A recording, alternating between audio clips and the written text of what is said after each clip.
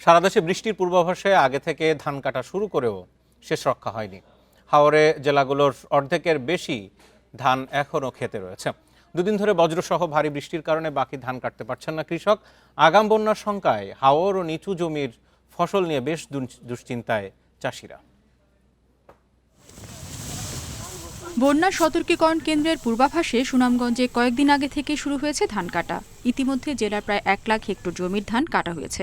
তবে গত 5 দিন ধরে ভারী বৃষ্টিতে বিপাকে পড়েছেন চাষিরা।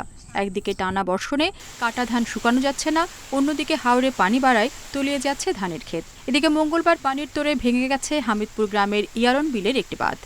প্রচুর বৃষ্টি হইতেছে, ওই কারণে আমরা ধান টান কলায় আনছি, ঠিক আছে, কিন্তু শুকাইতে পারতেছি না। মানুষও মিলে না, কোনো খাইতেও মানুষ পাওয়া যাইতেছে না।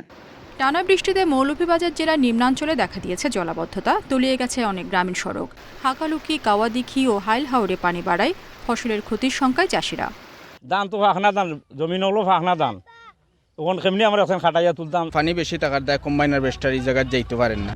নেত্রকোনায় হাওর ও নিচু জমির 62 ভাগ ধান কাটা হয়েছে। তবে শ্রমিক সংকট ও পানিতে তলিয়ে যাওয়া জমিতে কম্বাইন্ড হারভেস্টার ব্যবহার করতে না পারায় সব ফসল ঘরে তোলা নিয়ে দুশ্চিন্তা বেড়েছে।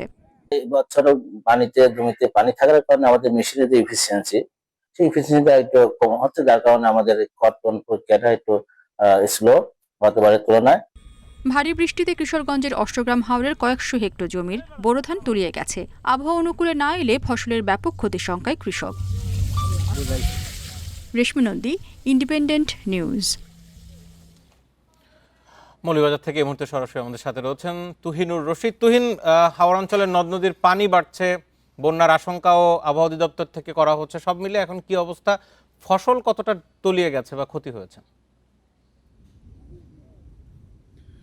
দেখুন, আমি এই মুহূর্তে আছি, এটি হচ্ছে মৌলভীবাজারের কাওয়াদিঘি হাওর অঞ্চলে, এবং আপনি নিশ্চয়ই, যদি আমি একটু দেখাই, এখানে কাওয়াদিঘি হাওর পাড়ের যে এলাকা, এই জায়গাটি কিন্তু এখানকার গতকাল বিকেল পর্যন্ত কিন্তু এগুলো শুকনো ছিল, অর্থাৎ গতকাল রাতের যে ভারী বর্ষণ হয়েছে, এই বর্ষণের ফলে কিন্তু এই জমিগুলো তলিয়ে গেছে। আমি এখানে আসার পর দেখেছি কৃষকরা তারা এই পানিতে নেমে কিন্তু অনেকে ধান কাটার চেষ্টা করছিলেন, এবং তারা নৌকা করে এই ধানগুলি তারা শুকনো জায়গায় নিয়ে যাওয়ার চেষ্টা করছিলেন। তো এখানে কিন্তু প্রচুর জমি কিন্তু তলিয়ে গেছে পানির নিচে, যার ফলে কৃষকরা কিন্তু হতাশার মধ্যে রয়েছেন। তারা বলছিলেন যে তাদের যে পুরো বছরের যে হিসেব নিকেশ, হিসাব নিকাশটি কিন্তু একদিনেই তলিয়ে গেল। তো আবহাওয়া অফিসের সাথে আমরা কথা বলেছি, আবহাওয়া অফিস বলছে যে গতকাল যে ভারী বর্ষণ হয়েছে, সেই ভারী বর্ষণের ফলে কিন্তু উজান থেকে প্রচুর ঢল নামছে। আপনি জানেন মৌলভীবাজার এটি সীমান্তবর্তী এলাকা এবং ভারতে প্রচুর বৃষ্টিপাত হয়েছে, তার ফলে এই সব এলাকার পানি কিন্তু মৌলভীবাজারের হাওর অঞ্চলে প্রবেশ করছে। আর কৃষি বিভাগের সাথে কথা বলেছিলাম, কৃষি বিভাগের যে উপপরিচালক রয়েছেন মোহাম্মদ জালালউদ্দিন, তার সাথে কিছুক্ষণ আগেও কথা বলেছি। তিনি আমাকে যেটি জানিয়েছেন যে পানি ঢুকছে হাওর অঞ্চলে, এবং বিশেষ করে নিম্নাঞ্চল সেগুলি কিন্তু তলিয়ে গেছে। এবং তিনি বলছেন যে নিম্নাঞ্চল থেকে অনেক কৃষকরা কিন্তু ধান কাটতে পেরেছিলেন, আবার অনেকে ধান কাটতে পারেনি, যার ফলে নিম্নাঞ্চলে পানি প্রবেশ করায় কিন্তু সেই সব ধান ক্ষতিগ্রস্ত হয়েছে। এবং তিনি জানিয়েছেন যে এই দুর্যোগের কারণে কিন্তু ইতিমধ্যে তাদের কাছে পরিসংখ্যান রয়েছে, সেটি হচ্ছে 430 হেক্টরের মতো জমি তারা বলছেন যে ক্ষতিগ্রস্ত হয়েছে।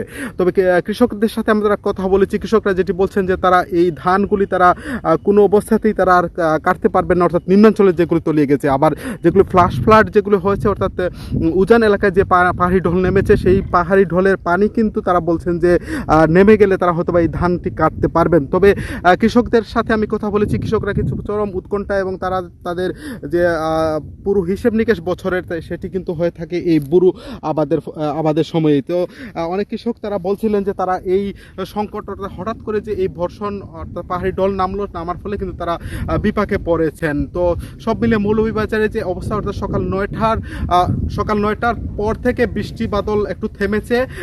এই মুহূর্তে একটু বৃষ্টি কম থাকার ফলে কৃষকরা তারা মাঠে নেমেছেন, তাদের যে ধানটুকু তারা কোনোভাবে যতটুকু সম্ভব সেটি গোলায় তোলা যায়। এই ছিল আসলে মৌলভীবাজার থেকে আমার কাছে সর্বশেষ।